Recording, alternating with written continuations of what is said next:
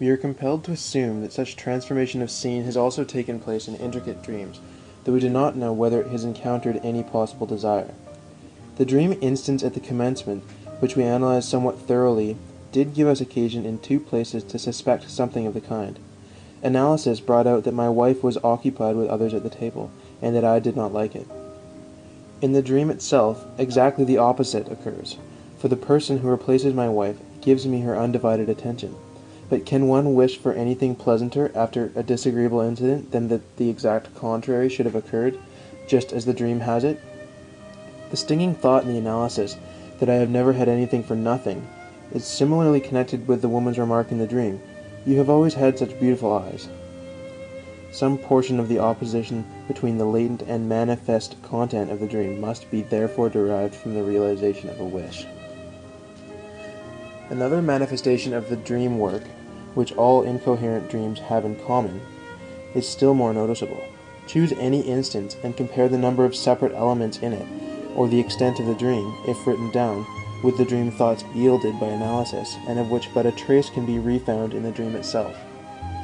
There can be no doubt that the dream working has resulted in an extraordinary compression or condensation. It is not at first easy to form an opinion as to the extent of the condensation. The more deeply you go into the analysis, the more deeply you are impressed by it. There will be found no factor in the dream, whence the chains of associations do not lead in two or more directions, no scene which has not been pieced together out of two or more impressions and events.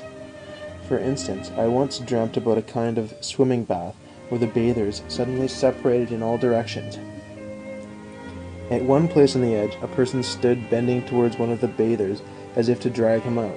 The scene was a composite one, made up of an event that occurred at the time of puberty and of two pictures, one of which I had just seen shortly before the dream.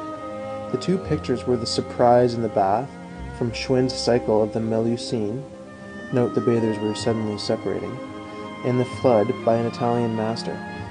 The little incident was that I once witnessed a lady who had tarried in the swimming bath until the men's hour, being helped out of the water by the swimming master. The scene in the dream, which was selected for the analysis, led to a whole group of reminiscences, each one of which had contributed to the dream content. First of all came the little episode from the time of my courting, of which I have already spoken. The pressure of a hand under the table gave rise in the dream to the under the table, which I had subsequently to find a place for in my recollection. There was, of course, at the time not a word about undivided attention. Analysis taught me that this factor is the realization of a desire through its contradictory and related to the behavior of my wife at the table d'hote. An exactly similar and much more important episode of our courtship, one which separated us for an entire day, lies hidden behind this recent recollection. The intimacy, the hand resting upon the knee, refers to a quite different connection and to quite other persons. This element in the dream becomes again the starting point of two distinct series of reminiscences, and so on. The stuff of dream thoughts which has been accumulated for the formation of the dream scene must be naturally fit for this application. There must be one or more common factors. The dream work proceeds like Francis Galton with his family photographs. The different elements are put one on top of the other. What is common to the composite picture stands out clearly. The opposing details cancel each other. This process of reproduction partly explains the wavering statements of a peculiar vagueness in so many elements of the dream. For the interpretation of dreams this rule holds good. When analysis discloses uncertainty as to either or read, and taking each selection of the apparent alternatives as a separate outlet for a series of impressions. When there is nothing in common between the dream thoughts, the dream work takes the trouble to create a something in order to make a common presentation feasible in the dream. The simplest way to approximate two dream thoughts, which have as yet nothing in common, consists in making such a change in the actual expression of one idea as will meet a slight responsive recasting in the form of the other idea. The process is analogous to that of a rhyme, when consonant supplies the desired common factor. A good deal of the dream work consists in the creation of those frequently very witty, but often exaggerated, digressions. These vary from the common presentation in the dream content to dream thoughts, which are as varied as are the causes in form and essence which give rise to them. In the analysis of our example of a dream, I find a like cause of the transformation of a thought in order that it might agree with another essentially foreign one. In following out the analysis, I struck upon the thought, I should like to have something for nothing, but this formula is not serviceable to the dream. Hence it is replaced by another one. I should like to enjoy something free of cost. The word cost, in brackets taste, with its double meaning, is appropriate to a table d'hote. It, moreover, is in place through the special sense in the dream. At home, if there is a dish which the children decline, their mother first tries gentle persuasion with a "just taste it." That the dream work should unhesitatingly use the double meaning of the word is certainly remarkable. Ample experience has shown, however, that the occurrence is quite usual. Through consideration, or through condensation of the dream, certain constituent parts of its content are explicable which are peculiar to the dream life alone, and which are not found in the waking state. Such are the composite and mixed persons, the extraordinary mixed figures, creations comparable with the fantastic animal compositions of Orientals. A moment's thought, and these are reduced to unity, whilst the fancies of the dream are ever formed anew in an inexhaustible profusion. Everyone knows such images in his own dreams. Manifold are their origins. I can build up a person by borrowing one feature from one person and one from another, or by giving to the form of one the name of another in my dream. I can also visualize one person, but place him in a position which has occurred to another. There is a meaning in all these cases when different persons are amalgamated into one substitute. Such cases denote an and a just like, a comparison of the original person from a certain point of view, a comparison which can be also realized in the dream itself. As a rule, however, the identity of the blended persons is only discoverable by analysis, and is only indicated in the dream content by the formation of the combined person.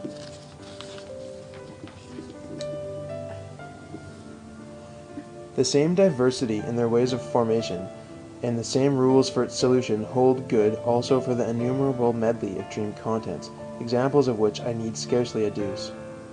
Their strangeness quite disappears when we resolve not to place them on a level with the objects of perception as known to us when awake, but to remember that they represent the art of dream condensation by an exclusion of unnecessary detail.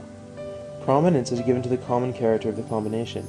Analysis must also generally supply the common features. The dream says simply, all these things have an X in common. The decomposition of these mixed images by analysis is often the quickest way to an interpretation of the dream.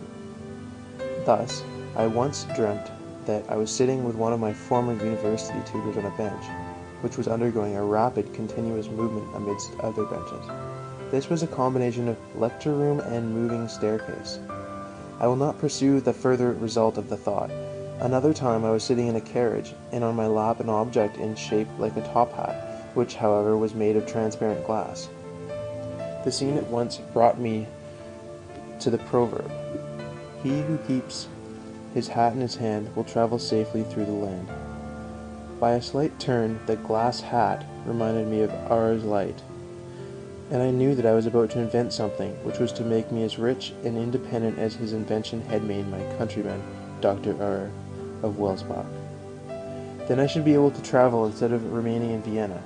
In the dream I was traveling with my invention, with the, it is true, rather awkward glass top hat. The dream work is particularly adept at representing two contradictory conceptions by means of the same mixed image. Thus, for instance, a woman dreamt of herself carrying a tall flower stalk is in the picture of the Annunciation. Chastity Mary is her own name. But the stalk was bedecked with thick white blossoms resembling camellias, contrasted with Chastity, la Dame aux Camellias. A great deal of what we have called dream condensation can thus be formulated. Each one of the elements of the dream content is overdetermined by the matter of the dream thoughts. It is not derived from one of the elements of these thoughts, but from a whole series. These are not necessarily interconnected in any way, but may belong to the most diverse spheres of thought. The dream element truly represents all this disparate matter in the dream content. Analysis, moreover, discloses another side of the relationship between dream content and dream thoughts. Just as one element of the dream leads to associations with several dream thoughts, so, as a rule, the one dream thought represents more than one dream element. The threads of the association do not simply converge from the dream thoughts to the dream content, but on the way they overlap and interweave in every way. Next to the transformation of one thought in the scene, its dramatization, condensation is the most important and most characteristic feature of the dream work. We have as yet no clue as to the motive calling for such compression of the content. In the complicated and intricate dreams with which we are now concerned, condensation and dramatization do not wholly account for the difference between dream contents and dream thoughts. There is evidence of a third factor, which deserves careful consideration. When I have arrived at an understanding of the dream thoughts by my analysis, I notice, above all, that the matter of the manifest is very different from that of the latent dream content. That is, I admit, only an apparent difference which vanishes on closer investigation, for in the end I find the whole dream content carried out in the dream thoughts, nearly all the dream thoughts again represented in the dream content. Nevertheless, there does remain a certain amount of difference. The essential content which stood out clearly and broadly in the dream must, after analysis, rest satisfied with a very subordinate role among the dream thoughts. These very dream thoughts, which, going by my feelings, have a claim to the greatest importance, are either not present at all in the dream content, or are represented by some remote allusion in some obscure region of the dream. I can thus describe these phenomena.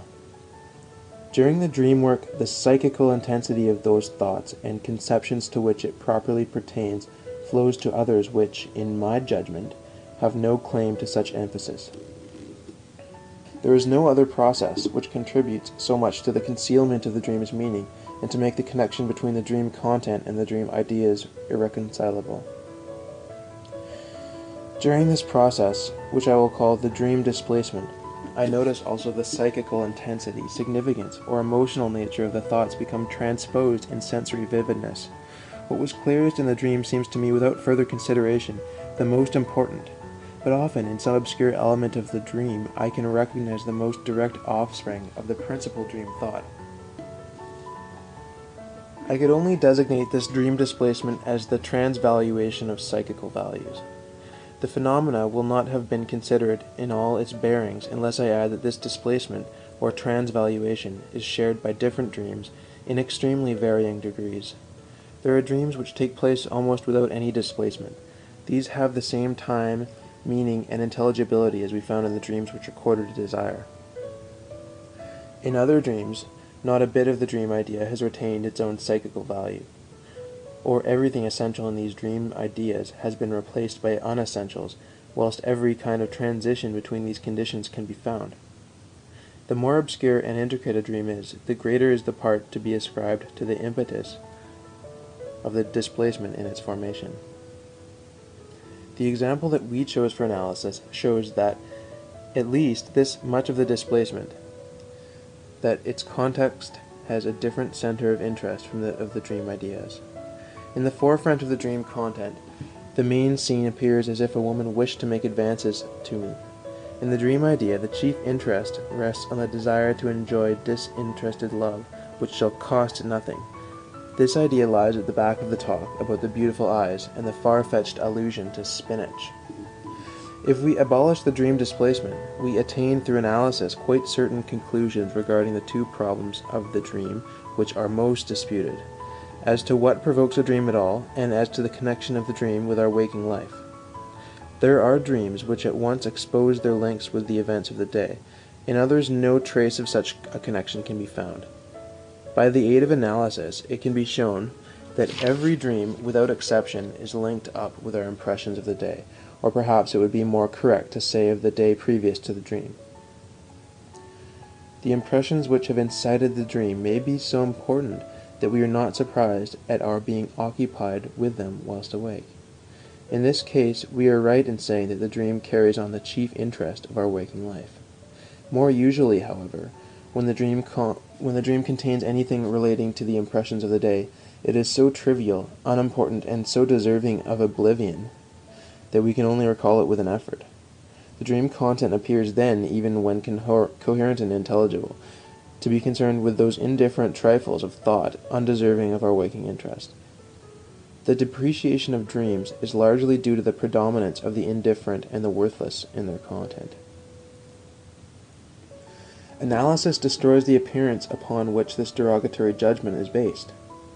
When the dream content discloses nothing but some indifferent impression as instigating the dream, analysis ever indicates some significant event which has been replaced by something indifferent with which it has entered into abundant associations. Where the dream is concerned with uninteresting and unimportant conceptions, analysis reveals the numerous associative paths which connect the trivial with the momentous in the psychical estimation of the individual. It is only the action of displacement if what is indifferent obtained recognition in the dream content instead of those impressions which are really the stimulus, or instead of the things of real interest.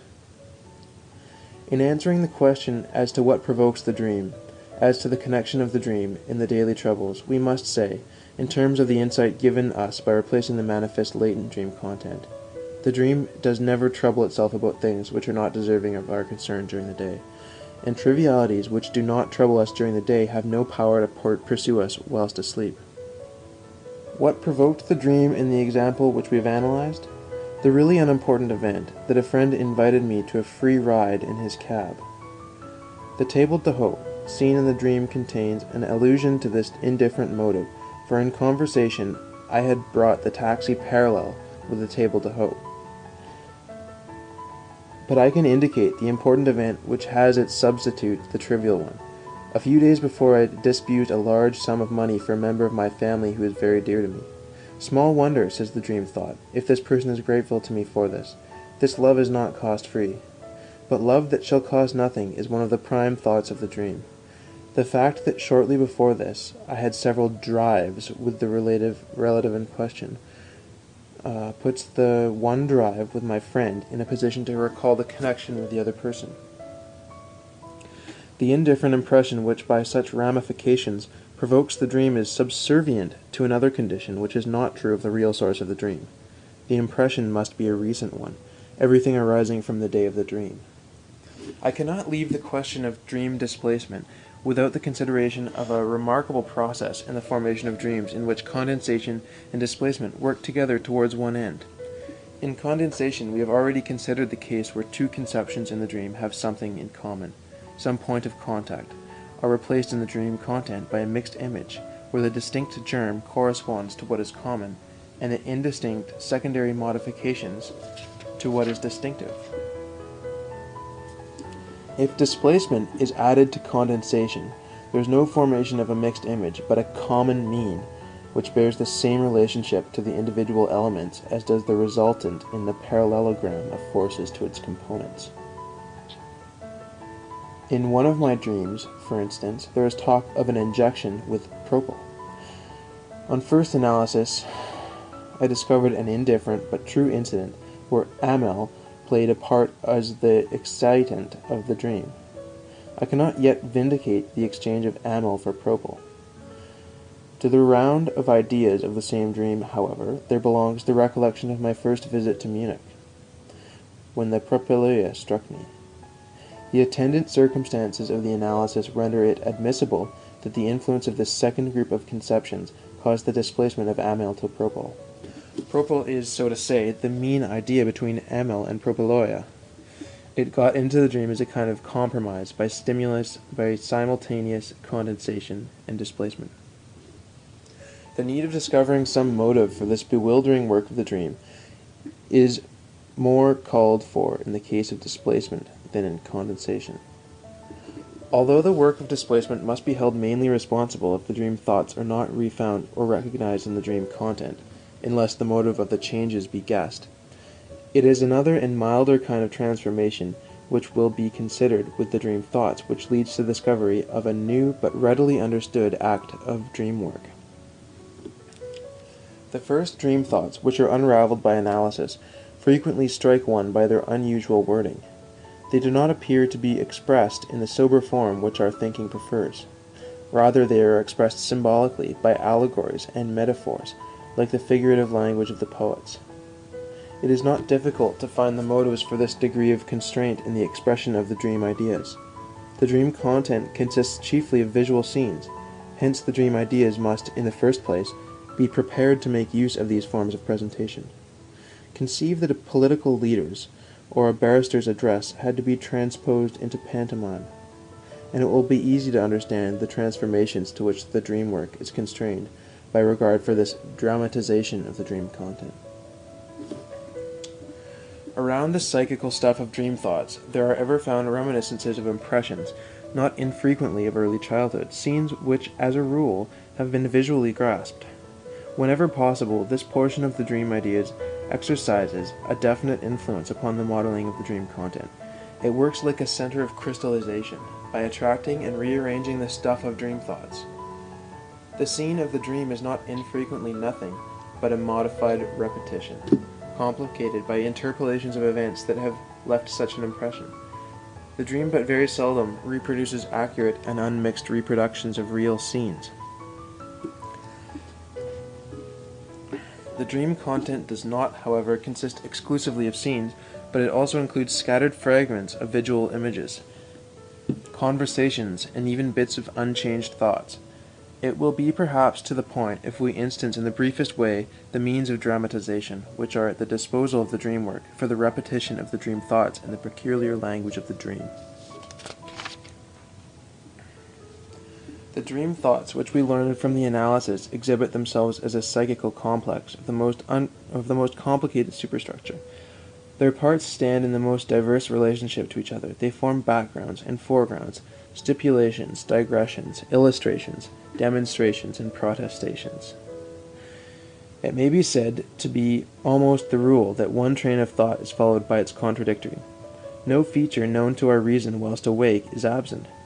If a dream is to grow out of all of this, the psychical matter is submitted to a pressure which condenses it extremely, to an inner shrinking and displacement, creating at the same time fresh surfaces, to a selective interweaving among the constituents best adapted for the construction of these scenes. Having regard to the origin of this stuff, the term regression can be fairly applied to this process. The logical chains with which hitherto held the psychical stuff together become lost in this transformation to the dream content.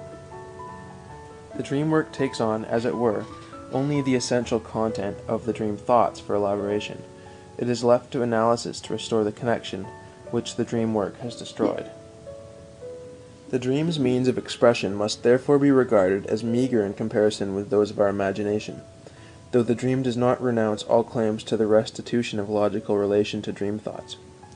It rather succeeds with tolerable frequency in replacing these by formal characters of its own.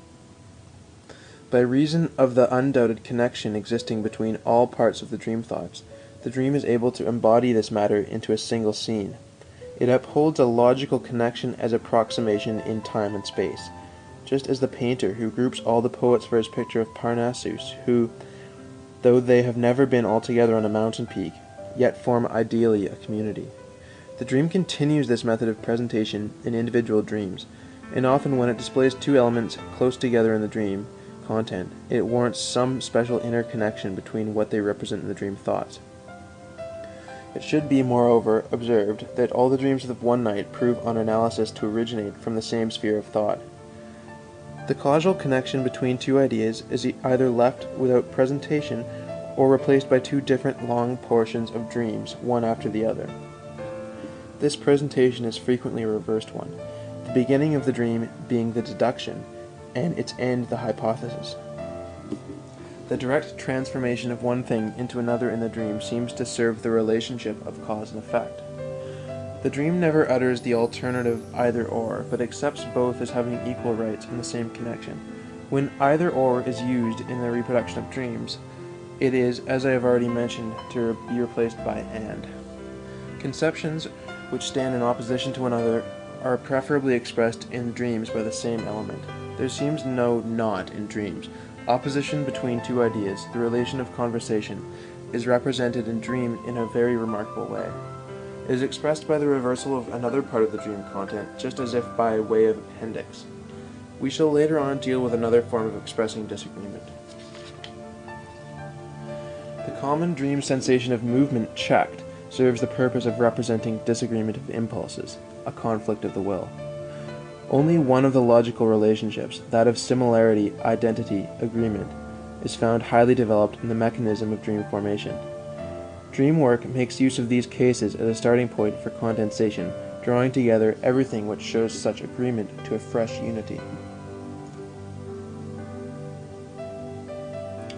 These short, crude observations naturally do not suffice as an estimate of the abundance of the dream's formal means of presenting the logical relationships of the dream thoughts. In this respect, individual dreams are worked up more nicely or more carelessly. Our text will have been followed more or less closely. Auxiliaries of dream work will have been taken more or less into consideration. In the latter case, they appear obscure, intricate, incoherent. When the dream appears openly absurd, when it contains an obvious paradox in its content, it is so of purpose. Through its apparent disregard of all logical claims, it expresses a part of the intellectual content of the dream ideas. Absurdity is in the dream denotes disagreement, scorn, disdain in the dream thoughts. As this explanation is in entire disagreement with the view that the dream owes its origin to dissociated, uncritical cerebral activity, I will emphasize my view by an example.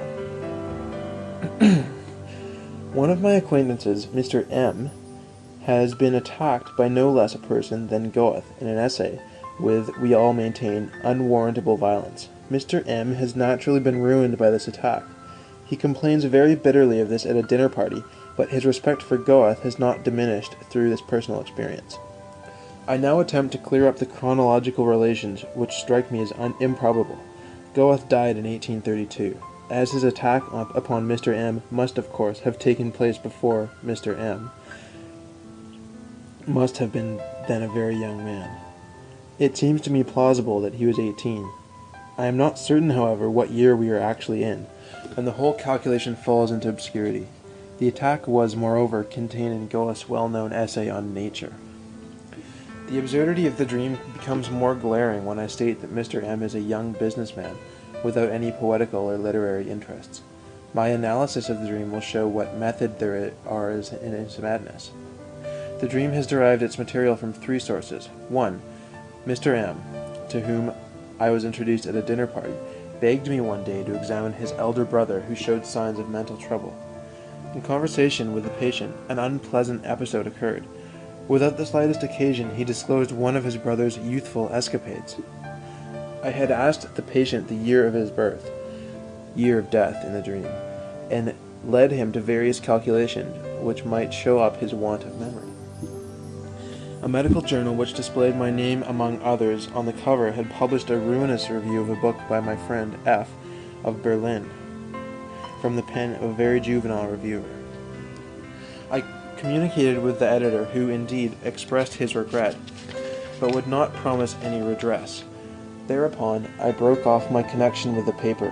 In my letter of resignation, I expressed the hope that our personal relations would not suffer from this. Here is the real source of the dream. The derogatory reception of my friend's work had made a deep impression upon me. In my judgment, it contained a fundamental biological discovery which only now, several years later, commences to find favor among the professors. A little while before, a patient gave me the medical history of her brother, who, exclaiming, "Nature, nature," had gone out of his mind. The doctors considered that the exclamation arose from a study of Goethe's beautiful essay, and indicated the patient had been overworking. I expressed the opinion that it seemed more plausible to me that the exclamation "nature" was to be taken in that sexual meaning known also to the less educated in our country. It seemed to me that this view had something in it, because the unfortunate youth afterwards mutilated his genital organs. The patient was 18 years old when the attack occurred. The first person in the dream thoughts behind the ego was my friend, who had been so scandalously treated. I now attempted to clear up the chronological relation. My friend's book deals with the chronological relations of life, and amongst other things, correlates Goethe's duration of life with a number of days in many ways important to biology. The ego is, however, represented as a general paralytic. I am not certain what year we are actually in. The dream exhibits my friend as behaving like a general paralytic, and thus riots in absurdity. But the dream thoughts run ironically. Of course he is a madman, a fool, and you are the genius who understands it all. But shouldn't it be the other way around? This inversion obviously took place in the dream when Goethe attacked the young man, which is absurd, whilst anyone, however young, can, today, easily attack the great Goethe. I am prepared to maintain that no dream is inspired by other than egoistic emotions. The ego in the dream does not indeed represent only my friend, but stands for myself also. I identify myself with him because the fate of his discovery appears to me typical of the acceptance of my own. If I were to publish my own theory, which gives sexuality predominance in the etiology of psychoneurotic disorders, see the allusion to the 18-year-old patient, nature, the same criticism would be leveled at me, and it would even now meet with the same contempt.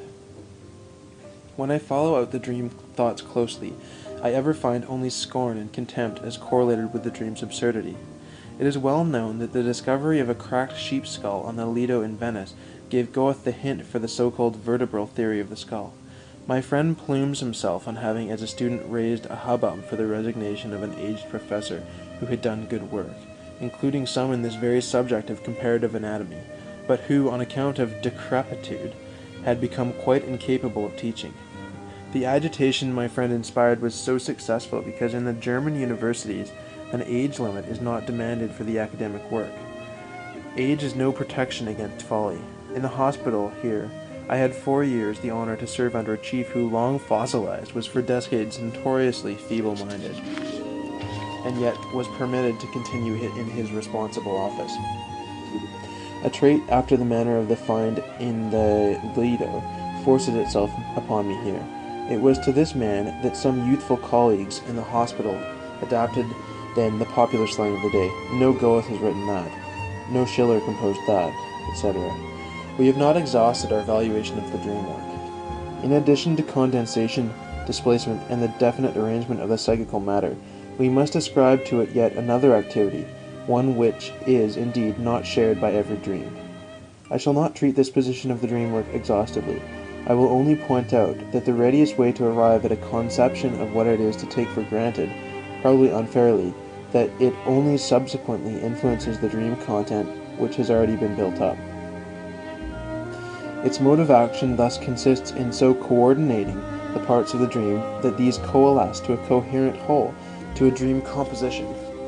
The dream gets a kind of facade which, it is true, does not conceal the whole of its content. There is a sort of preliminary explanation to be strengthened by interpolations and slight alterations. Such elaborations of the dream content must not be too pronounced.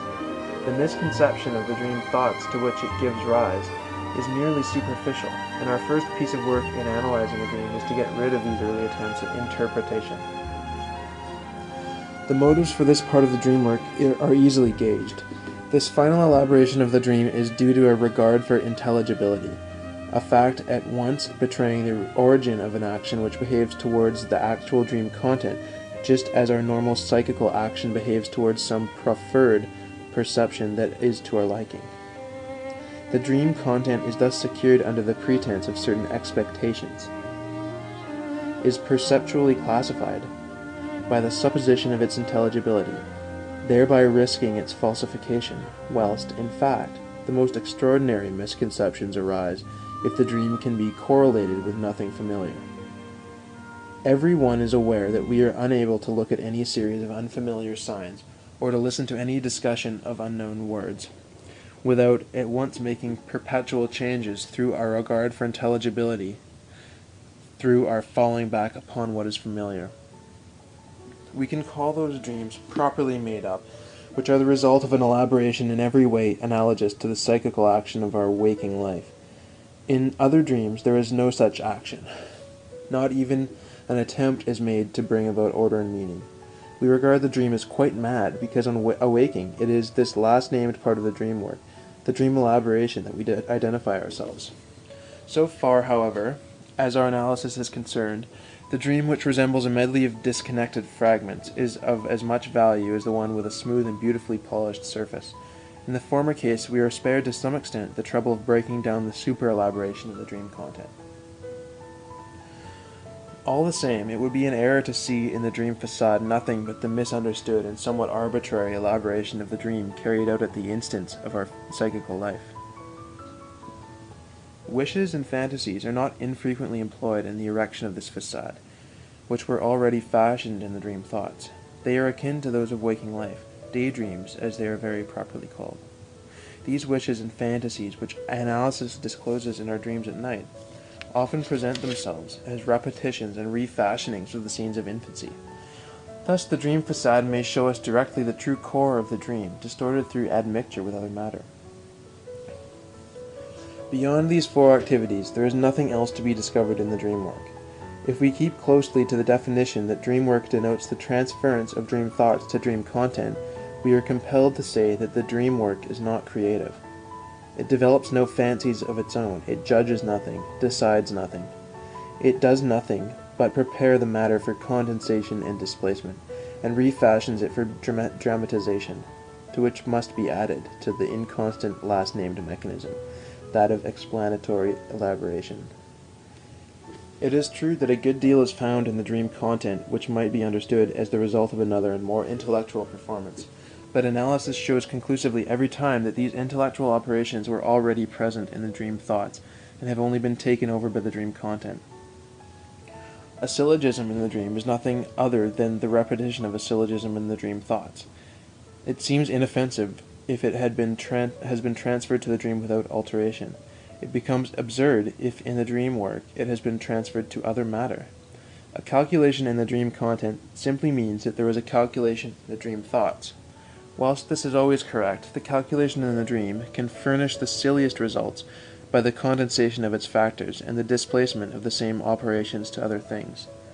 Even speeches which are found in the dream content are not new compositions. They prove to be pieced together out of speeches which have been made or heard or read. The words are faithfully copied, but the occasion of their utterance is quite overlooked, and their meaning is most violently changed. It is perhaps not superfluous to support these assertions by examples. 1. A seemingly inoffensive, well-made dream of a patient. She was going to market with her cook, who carried the basket. The butcher said to her when she asked him for something, "That is all gone," and wished to give her something else, remarking, "That's very good." She declines and goes to the greengrocer, who wants to sell her a peculiar vegetable which is bound up in bundles and of a black color. She says, "I don't know that. I won't take it." The remark, "That is all gone," arose from the treatment.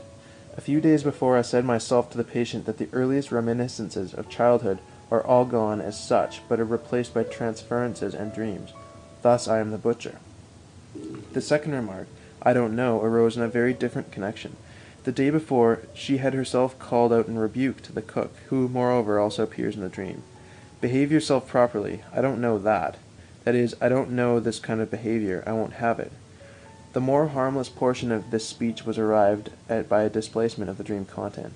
In the dream thoughts, only the other portion of the speech played a part, because the dream work changed an imaginary situation into utterly irrecognizable and complete inoffensiveness, while in a certain sense I behave in an unseemly way to the lady. The situation resulting in this fantasy, however, is nothing but a new edition of one that actually took place. 2. A dream apparently meaningless relates to figures. She wants to pay something. Her daughter takes her florins 65 kreutzers out of her purse, but she says, "What are you doing? It only costs 21 kreutzers." The dreamer was a stranger, who had placed her child at school in Vienna, and who was able to continue under my treatment so long as her daughter remained in Vienna. The day before the dream, the directress of the school had recommended her to keep the child another year at school. In this case, she would have been able to prolong her treatment by 1 year. The figures in the dream become important if it to be remembered that time is money. 1 year equals 365 days, or expressed in kreutzers, 365 kreutzers, which is 3 florins 65 kreutzers. The 21 kreutzers correspond with the 3 weeks which remain from the day of the dream to the end of the school term, and thus to the end of the treatment. It was obviously financial considerations which had moved the lady to refuse the proposal of the directress, and which were answerable for the triviality of the amount in the dream. Example 3. A lady, young, but already 10 years married, heard that a friend of hers, Miss Elise L., of about the same age, had become engaged. This gave rise to the following dream. She was sitting with her husband in the theatre. The one side of the stalls was quite empty. Her husband tells her, Elise L., and her fiancé had intended coming, but could only get some cheap seats, 3 for 1 florin and 50 cruisers, and these they would not take. In her opinion, that would not have mattered very much. The origin of the figures from the matter of the dream thoughts and the changes the figures underwent are of interest. Whence came the 1 florin and 50 cruisers? From a trifling occurrence of the previous day. Her sister-in-law had received 150 florins as a present from her husband, and had quickly got rid of it by buying some ornament. Note that 150 florins is 100 times 1 florin and 50 cruisers. For the 3 concerned with the tickets, the only link is that Elise L. is exactly 3 months younger than the dreamer. The scene in the dream is the repetition of a little adventure for which she has often been teased by her husband. She was once in a great hurry to get tickets in time for a piece, and when she came to the theatre, one side of the stall was almost empty. It was therefore quite unnecessary for her to have been in such a hurry. Nor must we overlook the absurdity of the dream that 2 persons should take 3 tickets for the theatre. Now for the dream ideas. It was stupid to have married so early. I need not have been in so great a hurry. Elise L.'s example shows me that I should have been able to get a husband later. Indeed, one 100 times better, if I had but waited. I could have bought 3 such men with the money. Dowry. End of section.